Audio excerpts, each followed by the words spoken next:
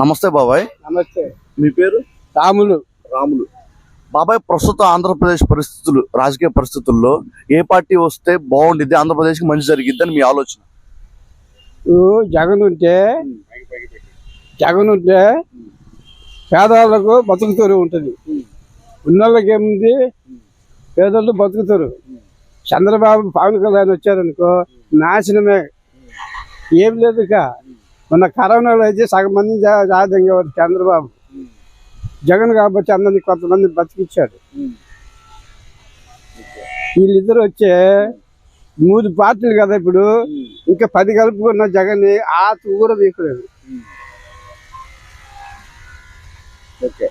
Okay బాబాయ్, మొన్న జగన్ గారి మీద రాయి దాడి జరిగింది కదా, అది నిజం అంటారా అబద్ధం అంటారు? కొంతమంది ఏమో ఆయన కొట్టుకున్నారంటారు, కొంతమంది ఏమో చేశారంటారు. వీళ్ళు తోడేళ్ళు, నక్కలు తోడేళ్ళు. చంద్రబాబు పవన్ కళ్యాణ్కి ఏం తెలుసని ఇటు అనుకోవడం, ఇటు అనుకోవడం, ఇది అనుకోవడం తెలుసు.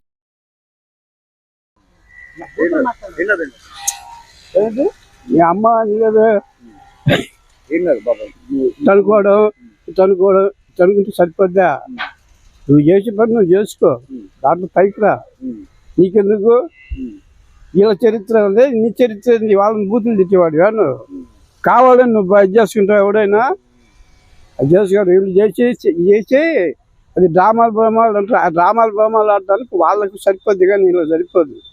అది ఈసారి కూడా జగన్మోహన్ రెడ్డి గారు వస్తే ఆంధ్రప్రదేశ్ బాగుండిద్ది అంటారు. బాగుండేదే కాదు, ఈసారి వచ్చాడంటే వీళ్ళు ప్యాంట్లు ఇవన్నీ ఒప్పుకొని పరిగెత్తాలి.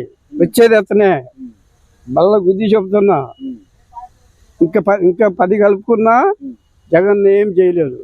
ఎందుకంటే ఒకటే మాట అన్నాడు, నా వల్ల మీకు మంచి జరిగితే నాకు ఓటు వేయండి.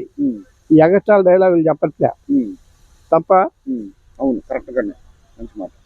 అది చాలా మాట చాలు. బాబా, ఇప్పుడు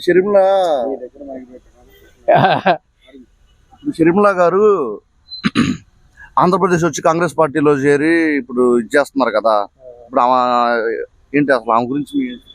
ఆమెకి ఏమి రాదు, డిపాజిట్ కూడా రాదు, ఏం రాదు, వచ్చిన లాభం లేదు, రాదు, డిపాజిట్ కూడా రాదు. కాంగ్రెస్ పార్టీ నాశనం కావడానికి చంద్రబాబే కారణం. ఇప్పుడు తెలుగుదేశం పార్టీ నాశనం కావడానికి పవన్ కళ్యాణ్.